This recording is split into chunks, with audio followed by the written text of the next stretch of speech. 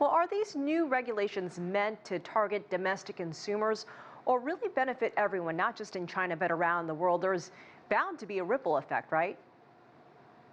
I assume so.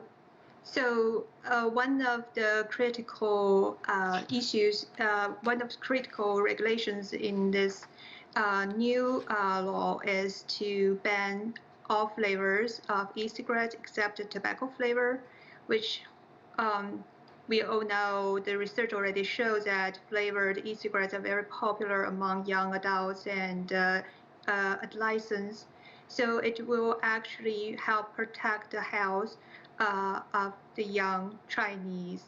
Um, but it will also change something in the supply chain or in the global market because from what I know, the regulation doesn't state very clearly about whether they will prohibit the production or export of the flavored e-cigarettes from China. So therefore, it can be expected that the overseas market will be influenced.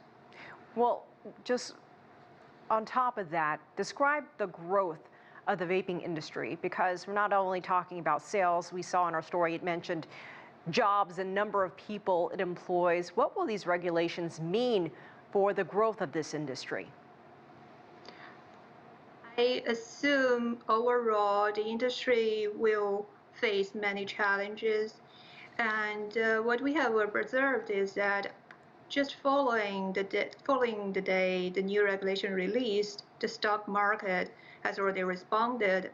The number one e-cigarette company in China is Rex, Yueke in Chinese. Their stock market price, digital stock price fell like 37%. And I believe it will influence both the large companies and also the small companies, because the small companies clearly will struggle with complying the new regulations. Well, I want to ask you about the young people. You mentioned the youth. In recent years, we know that the Chinese government has really worked to bring awareness to the dangers of smoking, trying to get those numbers down. And some may have turned to e-cigarettes or vaping as a way to wean off tobacco. Is this part of a larger solution? And what has this meant for getting these smoking numbers down? So for youth, especially for Chinese youth, the e-cigarette use, when we see that it keeps increasing. The percentage of Chinese license who ever used e-cigarettes, the percentage has kept increasing from 2015 to 2019.